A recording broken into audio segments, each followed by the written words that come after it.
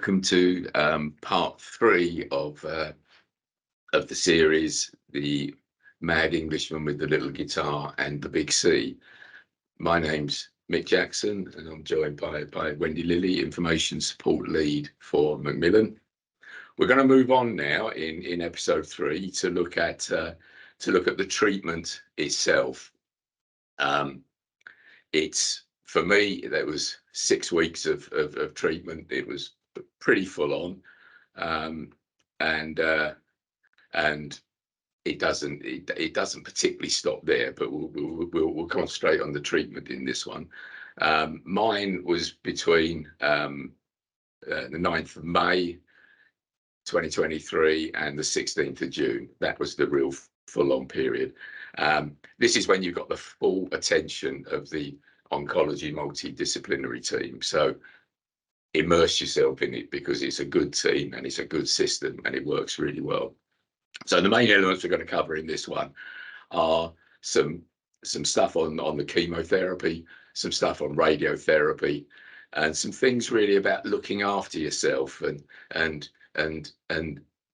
eating properly and exercise and getting a routine going, because these are really, really important things. I don't think I particularly didn't realise until I was well in it, and then sometimes that's too late.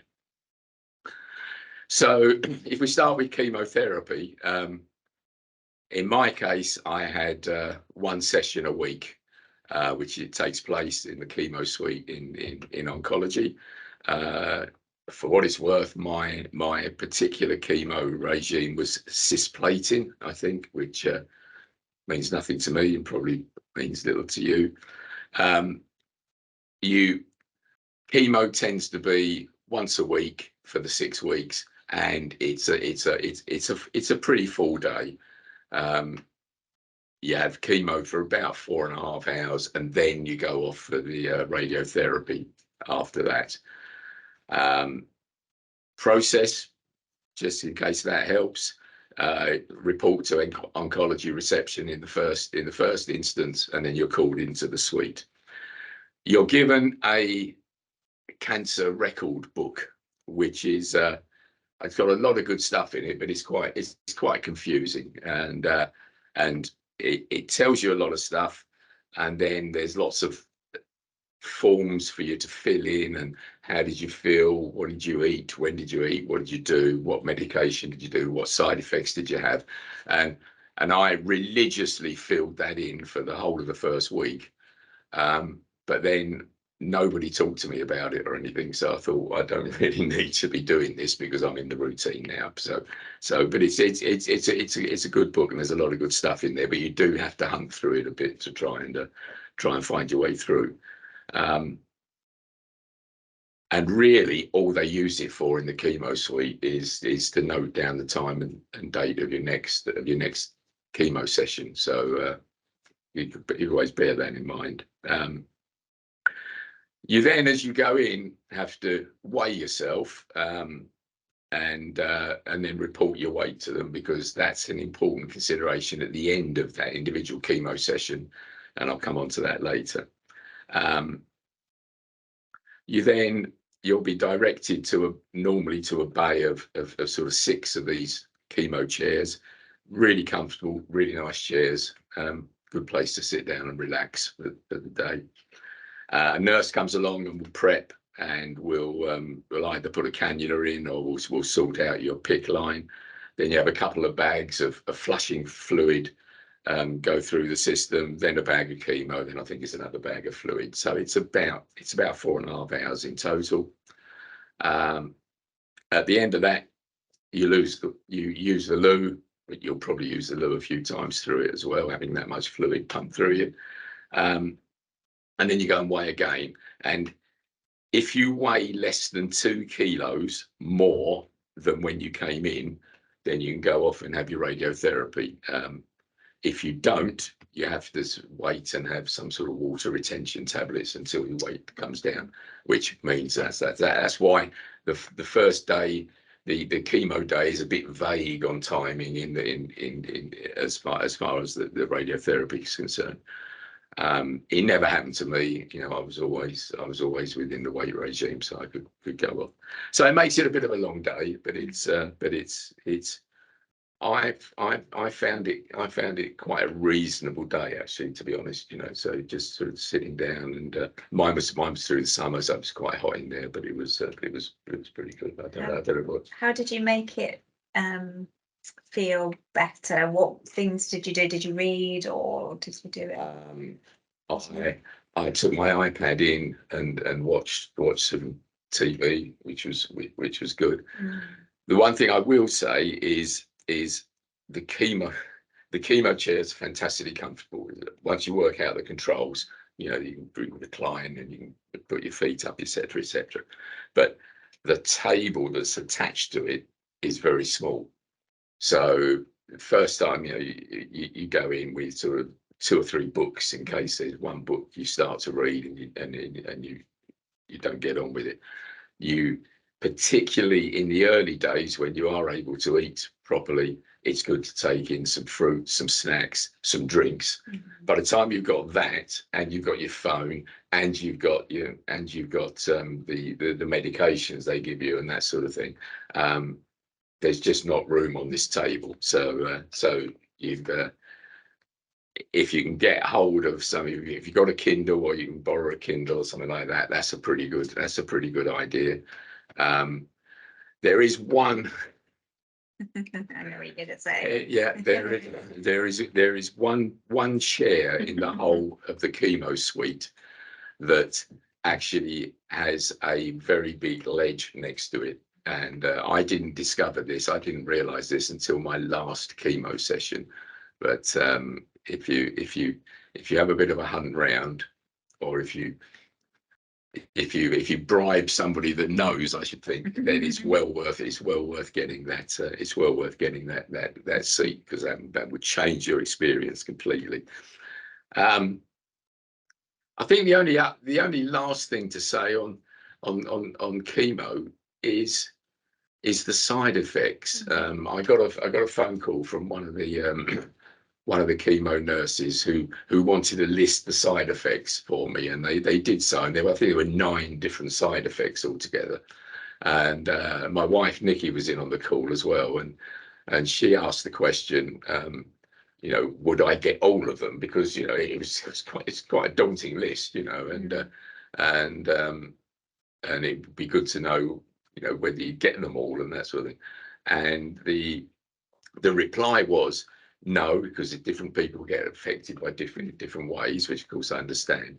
But the only 2 that I can guarantee you'll get, was what we were told, is you'll have a low immune system, so you need to be careful about picking up infections and that sort of thing. And secondly, I can guarantee you'll be sick at some point. Now, all I can say is from my own experience, I was never sick once. So these side effects in general are just so different for such different people. So if you're given a list of side effects, don't let it scare you too much, you know, because it doesn't necessarily work. During the chemo itself, you're given a series of tablets, one of which I'm sure is designed to bring an elephant down, but it's a big tablet, but that's a really important tablet for keeping the sickness down. And then you have to take one of those take it one the next day and the next day after it. And I have to say that I was never sick once through it. So again, you know, don't let the list of side effects necessarily worry you, because you won't necessarily get all of them. So that's the chemo. Anything you? No, I was just going to say to you, did you? I mean, you didn't have those side effects, but were you given an opportunity, either your next session or in your review with the consultant, to say about side effects? Because sometimes when we talk to people, they don't realise that actually, you know, side effects can be controlled, or if you talk to your consultant, they might be able to look at the dosage and that. So were you given that opportunity? I think it comes out naturally. I think the side effects that you do get will be, you know, you'll know them and you'll talk about them, and they will come out like that.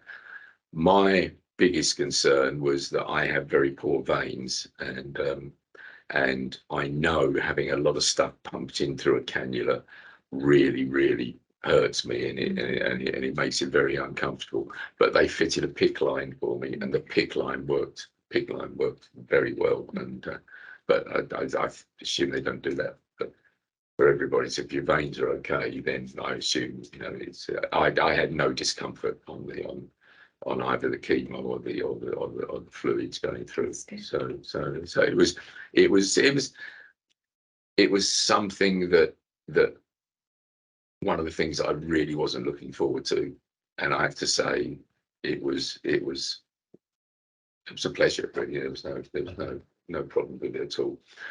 There is one thing: you have to have a blood test 2 days before each subsequent chemo session to look at your blood platelets. I think it's your white blood cell count, and if that is too low, then they will not do a chemo session. So I should have had 6 chemo sessions, but my blood went very low before one. But they just said, okay, we won't do the chemo.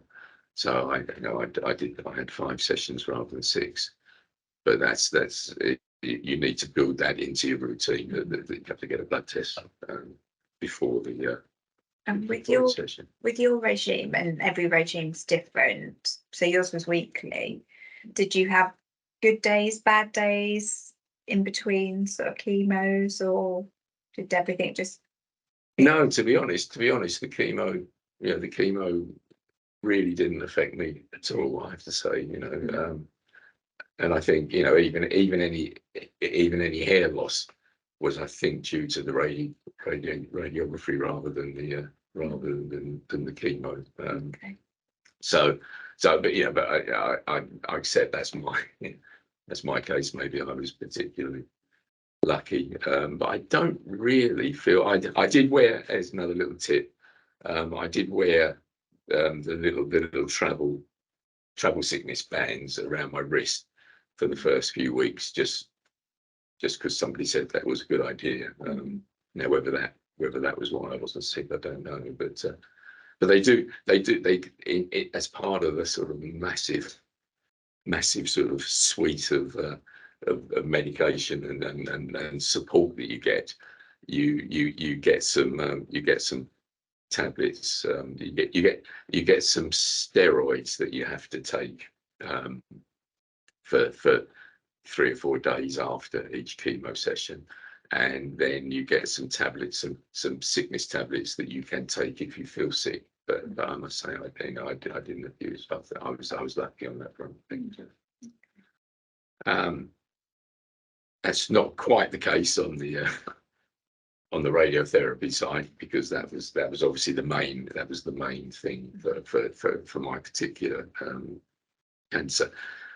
So moving on to the radiotherapy, that was 30 sessions, 5 days a week for 6 weeks. And again, it's the radiotherapy itself is not especially onerous. You have to. We will be putting a picture up of the mask that you wear, the big mesh mask that I think I covered on the pre-treatment. The fitting session was quite an interesting one. So each radiotherapy session itself is only sort of 5 to 10 minutes long. So it's not onerous in itself, but it does take it out of you. And it does take it out of you a lot over these 6 weeks, and it builds up over the period. But the radiotherapy department was a lovely place. It was an oasis of calm. You know, it's mainly sort of staffed by fairly young people as well, and they largely seem unflappable, you know. And and as long as you didn't try and get in on a Monday morning without having put a COVID test in, then nobody ever said no to you. It was always yes. It was always yes. So it was a good experience as far as that goes. So again, you led in, you sit in the waiting room, and there's such a mix of people having so many.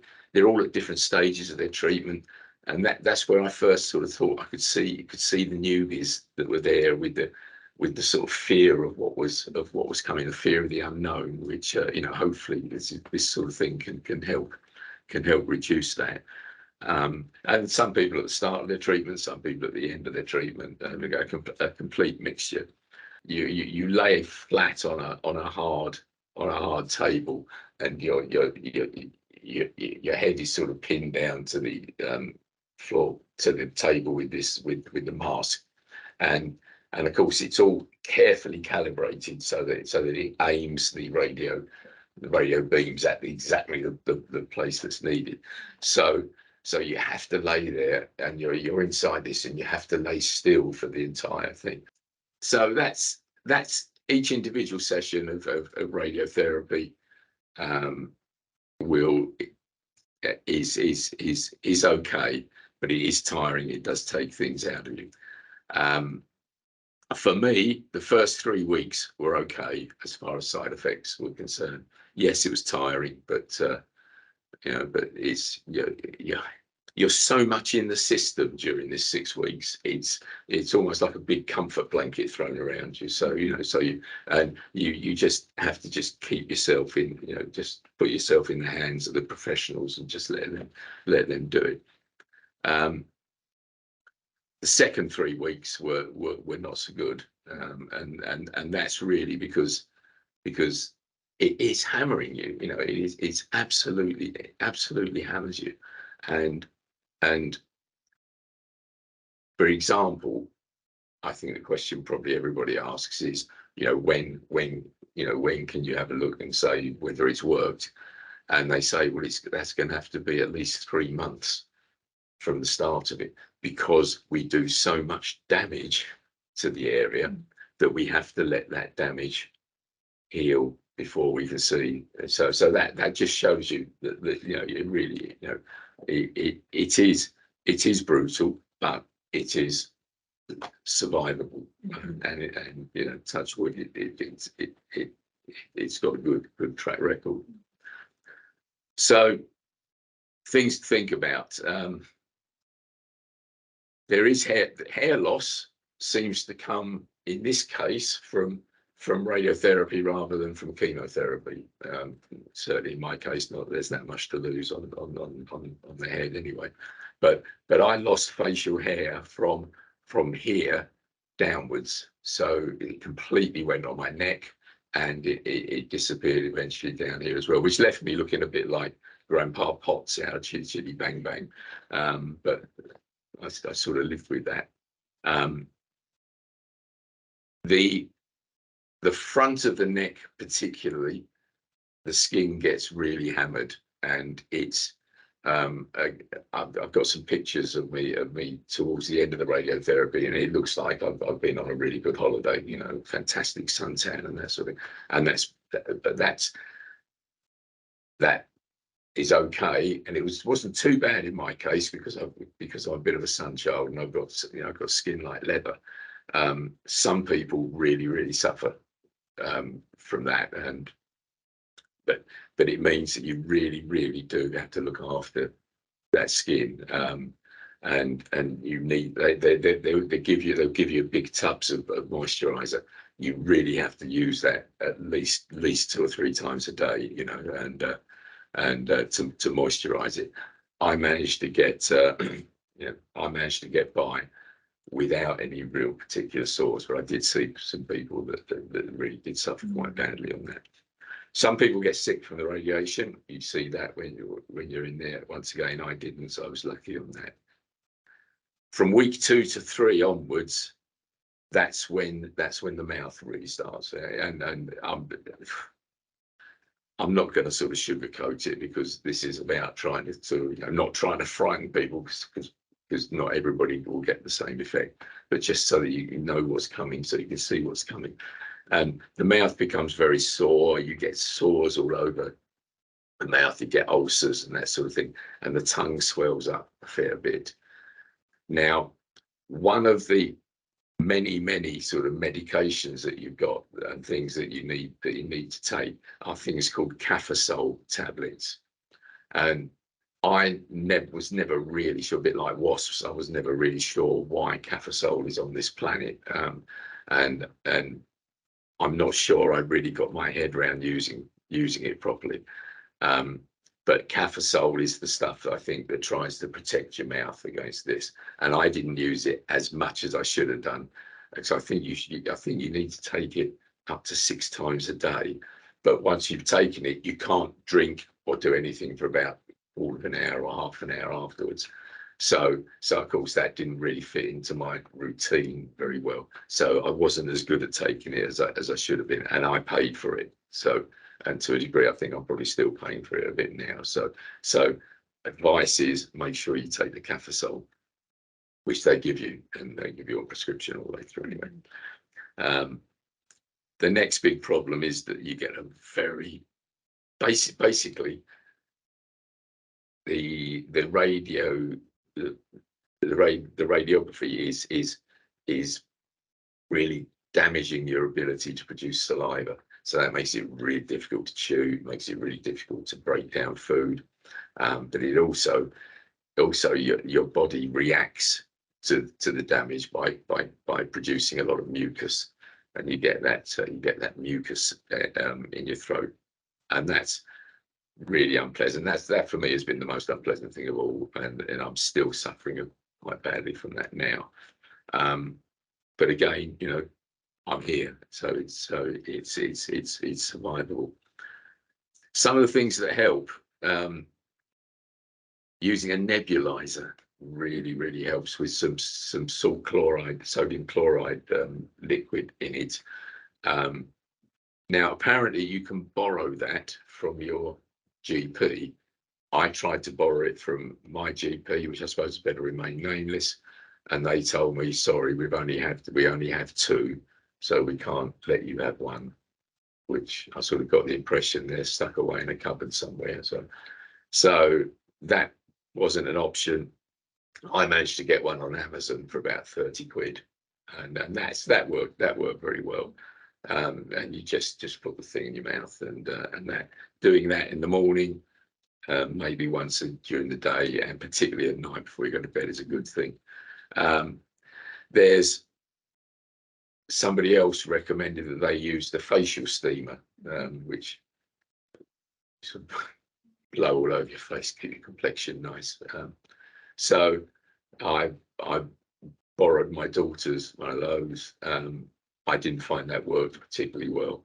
But then the other option is what certainly when I was a kid used to do: a bowl of water, so a bowl of boiled water. Your head over it with a towel over your head, and particularly if you put something like Vic and rub into the water or something, that works quite well. So there are ways of doing it, but it's something you have to do every day, every morning, every night to actually try and free the mucus up a bit. So whilst the first 2 or 3 weeks were okay, from about week 3 onwards, eating and swallowing becomes quite painful and so difficult. So that's where the PEG tube comes in, and that was the second thing I was probably more worried about than anything, having the PEG tube fitted. You have to go to endoscopy, and they put it in, and you stay in overnight, I think, from memory, and then you have to clean it every day, and that is a real fag to start off with. But to be perfectly honest, after a while, it becomes a doddle, you know. So I'm now 6.5 months in, or whatever it is. I've still got the PEG tube in, but I've stopped using it. I stopped using the PEG tube 2 weeks ago, something like that. I still take the supplements, but I drink them now. So it's a doddle to keep clean, but it's something you have to build into your routine, because you do have to keep it clean, otherwise it gets. Next tip really is try and keep your weight up. I lost. What did I lose? I lost 20 kilos during the thing, which is a lot. And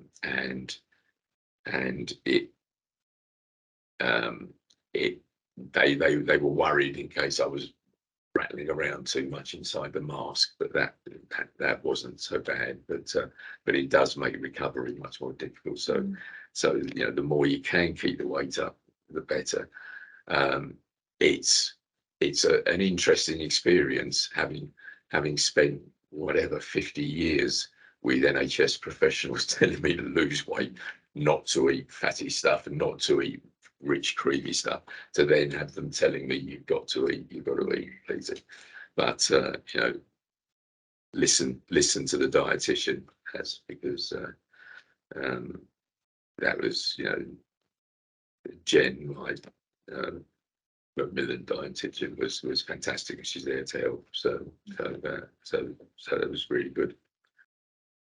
And then after the 6 weeks,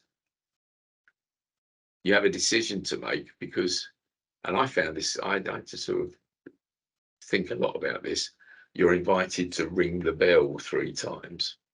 And I thought, do I want to do this? Because this is tempting fate. But it's not. You're not ringing the bell to say I'm cured. You're ringing the bell to say my treatment, my radiotherapy is finished.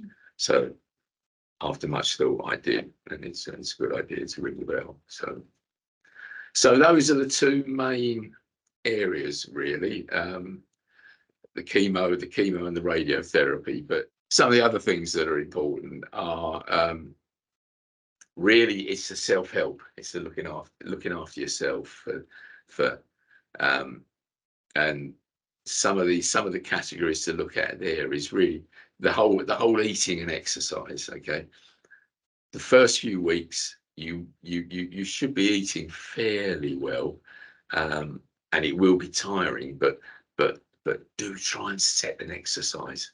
Do try and set a bit of an exercise routine, because I didn't enough, and my legs lost a lot of mass. Lost a lot of weight in my legs, and that's it. And it's very tiring. But I wish I'd done more exercise, and I'm only now really trying to build up the exercise to get the strength back. Try and eat while you can. The big thing is to eat little and often. Okay, and that's, I don't know whether that must be advice that a lot of people get, and it's a difficult one to move away from. I always have a breakfast, I have a lunch, I have a dinner. Whereas it's much better to have. I find now, even now, the meals that I'm eating might be half a jacket potato and a little bit of fish or meat or whatever it is I'm eating with it. So I eat far less than I did. And it's just a question of trying to do that. And I think little and often. Is that because you haven't got an appetite, or because you can't tolerate bigger meals? I think it's both. I think it's both.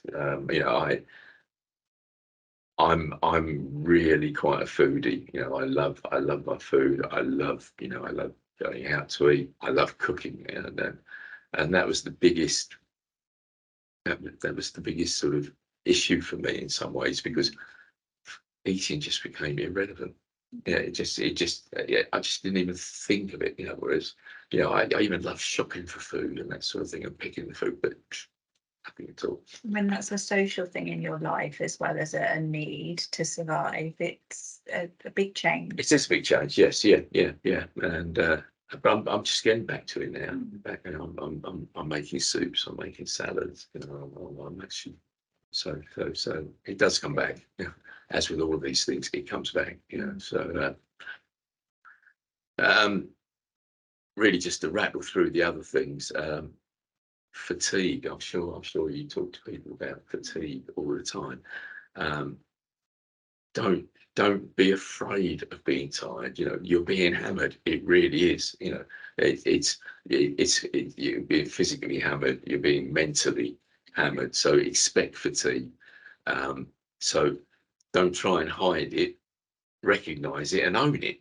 You know, because if you own it, then you know other people can see that you're not swinging the leg. You're just, you know, and yeah, don't fight it. Don't hide it. Just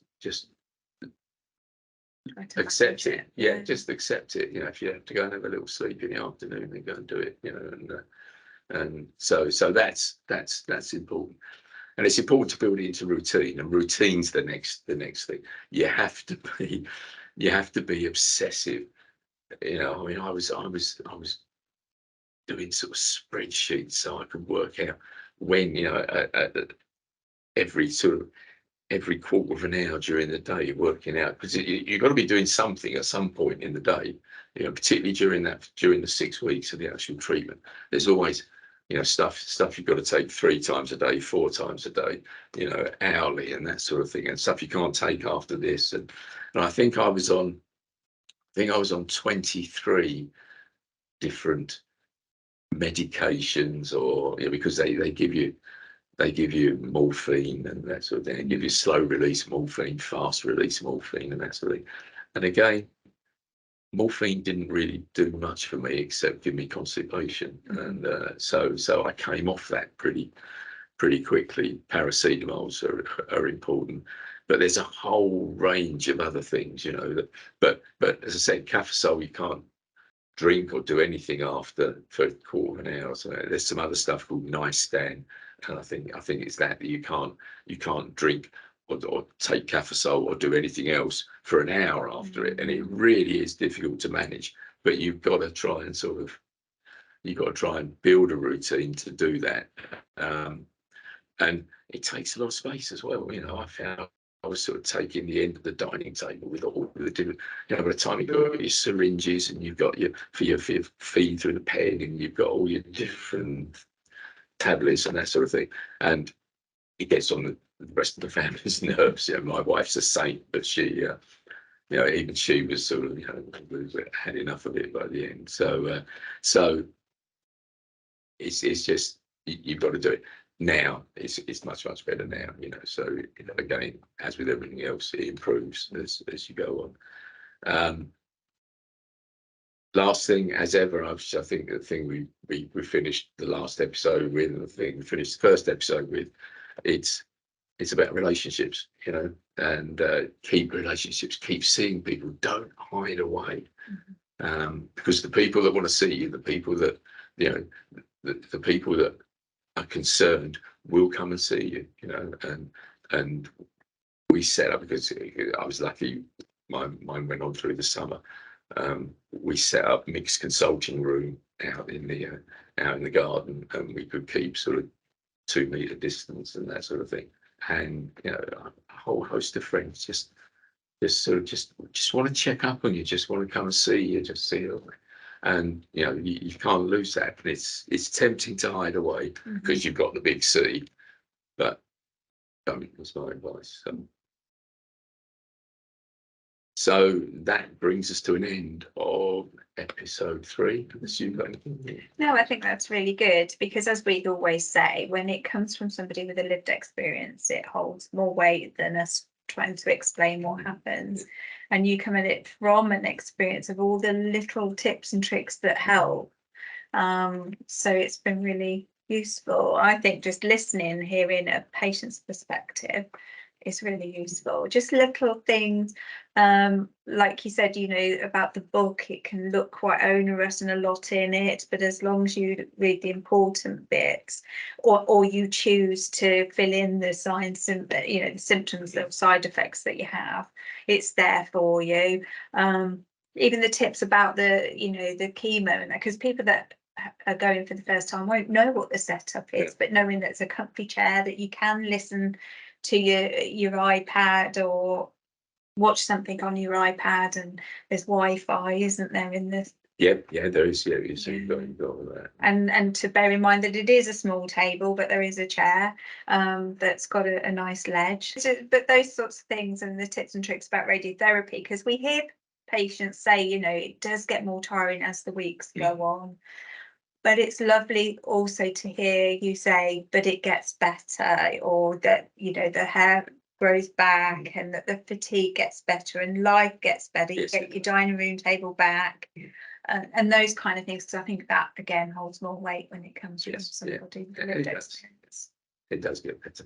Yeah, so brilliant. Thank you.